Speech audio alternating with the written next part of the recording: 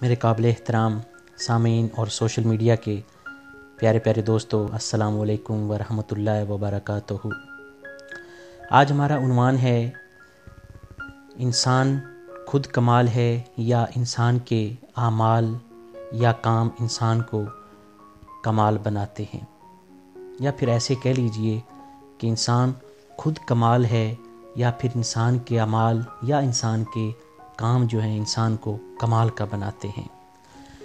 میرے معزز اور باشعور سامعین، کبھی ہم نے سوچا یا سوچنے کی کوشش کی کہ آخر وہ کون سے اعمال ہیں، وہ کون سے کام ہیں، یا پھر انسان کیسے کمال کا بن سکتا ہے؟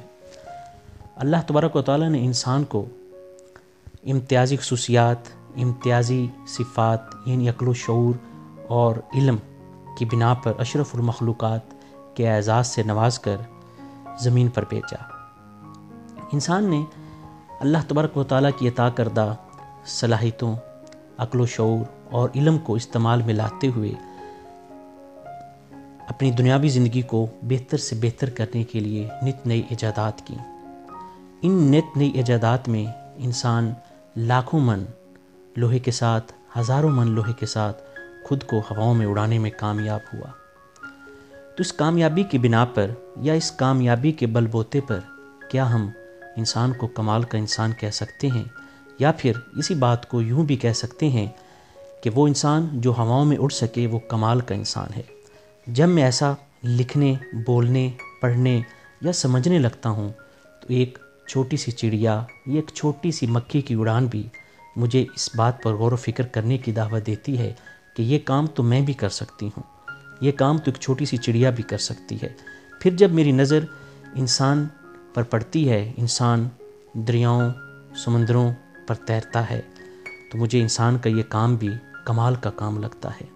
جب میں ایسا کام انسان کا کمال کا کام لکھنے لگتا ہوں تو ایک کاغذ کا ٹکڑا، ایک بے جان لکڑی کا ایک ٹکڑا بھی جب پانی کے اوپر تیرتا ہوا مجھے نظر آتا ہے تو مجھے یہ انسان کا کام یا انسان کا یہ کمال جو ہے وہ پھر سوال لگنے لگتا ہے۔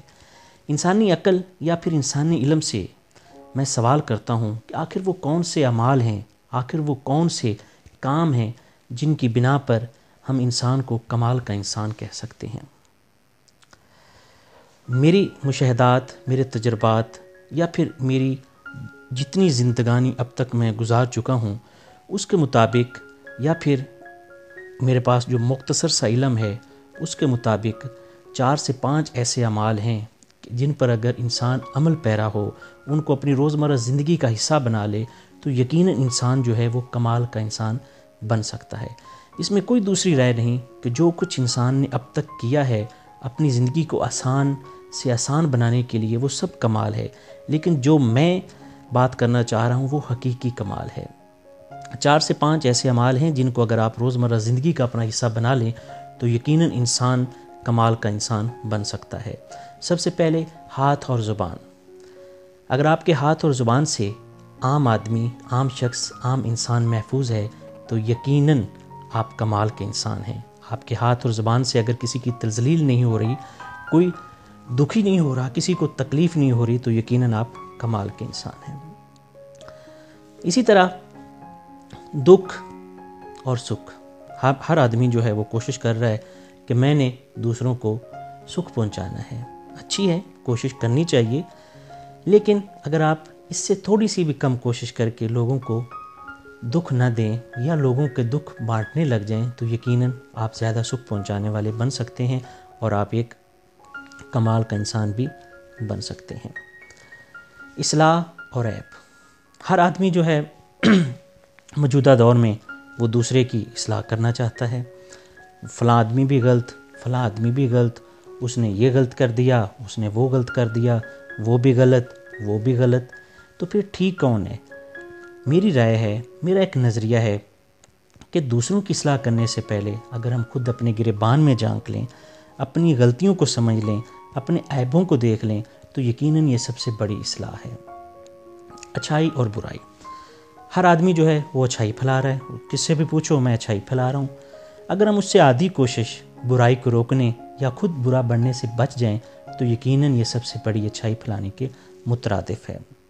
اور یقیناً آپ ایک بڑے جو کمال کے انسان بن سکتے ہیں۔ میں یہ نہیں کہتا کہ آپ ظلم کے خلاف خاموش ہو جائیں، ظلم کے خلاف آپ آنکھوں پہ پٹی باندھ لیں یا ظالم کے آگے ہاتھ کھڑے کر لیں، اپنے گھٹنے ٹیک دیں۔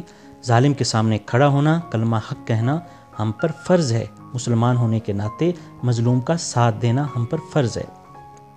لیکن میں اتنا ضرور یہاں پہ کہتا ہوں کہ کوشش کریں کسی کے بارے میں حتمی رائے قائم کرنے سے پہلے، کسی کے بارے میں اپنے کمنٹس دینے سے پہلے، اپنی حتمی رائے دینے سے پہلے اس واقعے کی، اس وقت کی، اس دن کی پڑتال کر لیں۔ جب تک اپنی آنکھوں سے، اپنے کانوں سے دیکھ اور سن نہ لیں، تب تک آپ اس کے بارے میں حتمی رائے نہ دیں، بلکہ کوشش کریں کہ کوئی ایسی بات بھی نہ کریں جس سے اگلے بندے کی دل آزاری ہو، اس کا دل ٹوٹے یا پھر اس کو کوئی دکھ یا تکلیف پہنچے۔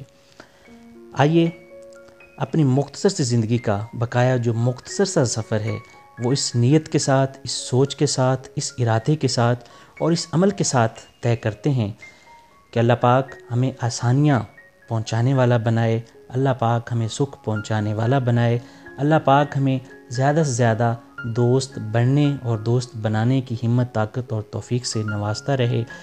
آخر میں اپنے میزبان محمد ریاض الحسن عسکری اور میرے قلم کاغذ کو اس دعا کے ساتھ اجازت دیجیے کہ اللہ پاک آپ کا، ہم سب کا حامی و ناصر ہو۔ جہاں رہیے خوش رہیے، اپنے لیے، اپنوں کے لیے اور ملک پاکستان کے لیے وہ سب کچھ اچھا کرتے رہیے جو آپ کر سکتے ہیں، کیونکہ پاکستان ہے تو ہم ہیں۔ اپنے پاکستان کے لیے نیک خواہشات، پاکستان کے لیے وہ سب کچھ کیجئے جو آپ کر سکتے ہیں۔ پاکستان زندہ باد۔ السلام علیکم ورحمۃ اللہ وبرکاتہ۔